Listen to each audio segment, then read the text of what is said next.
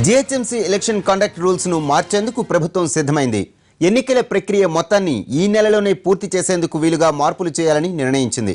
నామినేషన్లు, ప్రచారం గడువుల్ని తగ్గించి ఉత్తర్వులు జారీ చేసేందుకు ప్రభుత్వం కసరత్తు చేస్తున్నట్లు తెలుస్తోంది. జీహెచ్ఎంసీ ఎన్నికల ప్రక్రియలో మార్పులకు సంబంధించిన మరిన్ని డీటెయిల్స్ మా ప్రతినిధి మహేష్ అడిగి తెలుసుకుందాం. మహేష్, చెప్పండి, ఎన్నికలపై కోర్టుకు వెళ్లే ఆలోచనలో ఉన్నాయి కదా, మరి ఈ నేపథ్యంలో ప్రభుత్వ ఆలోచనపై విపక్షాల రియాక్షన్ ఏంటి? వరప్రసాద్, తెలంగాణ ప్రభుత్వం జిహెచ్ఎంసీ ఎన్నికల నిర్వహణకు సంబంధించి కొన్ని మార్పులు చేర్పులు చేయాలని చెప్పేసి ఆలోచిస్తుంది. ప్రధానంగా ఎలక్షన్ల నిర్వహణకి గతంలో షెడ్యూల్ విడుదలైన నుంచి కౌంటింగ్ వరకు ఎన్ని రోజులైతే మినిమం ఉండాలో ఆ మినిమం ఉండాల్సిందని చెప్పేసి ఇప్పటికే విపక్షాలు డిమాండ్ చేస్తున్నటువంటి నేపథ్యం. మరోవైపు ఈ నెల ఆఖరిలో పరిస్థితుల్లో కూడా ఎలక్షన్స్ పూర్తి చేయాలని చెప్పేసి కోర్టు ఆదేశించినటువంటి నేపథ్యంలో ప్రభుత్వం ఒక చట్ట సవరణ చేయాలని చెప్పేసి నిర్ణయించుకుంది. ఏదైతే గతంలో ఎలక్షన్స్ నిర్వహణకి ఎన్ని రోజుల గడువు ఉండాలో ఆ గడువు కాలాన్ని తగ్గించాలని చెప్పేసి నిర్ణయించినట్టుగా తెలిసింది. దీనికి సంబంధించి మున్సిపల్ శాఖ యాక్ట్ లో మార్పులు చేర్పులకు సంబంధించి కసరత్తు చేస్తుంది.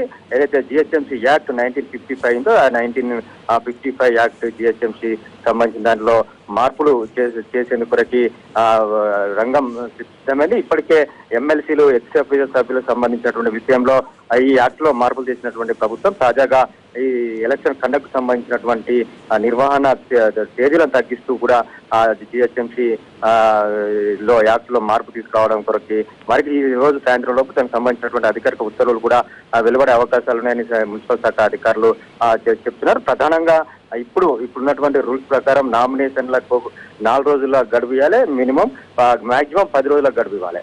అయితే దీన్ని తగ్గిస్తూ కేవలం 3 రోజులు మాత్రమే నామినేషన్లకి అవకాశం ఇచ్చే విధంగా, నామినేషన్లు వేయడానికి అవకాశం ఇచ్చే విధంగా ఈ రోజు ప్రభుత్వం నిర్ణయం తీసుకోబోతున్నట్టుగా తెలుస్తుంది. దీంతో పాటు విత్డ్రాయల్ తర్వాత, నామినేషన్ల ఉపసంహరణ తర్వాత ఎలక్షన్ అంటే పోలింగ్ కి మినిమం 12 రోజుల సమయాన్ని ఇవ్వాల్సి ఉంటుంది. అయితే ఈ ప్రచారానికి సంబంధించి అంటే విత్డ్రాయల్ నుండి ఎలక్షన్ పోలింగ్ వరకు ఉన్నటువంటి మధ్య 12 రోజుల గడువు తప్పనిసరిగా ఇవ్వాలి ఉన్నటువంటి రూల్స్ ప్రకారం.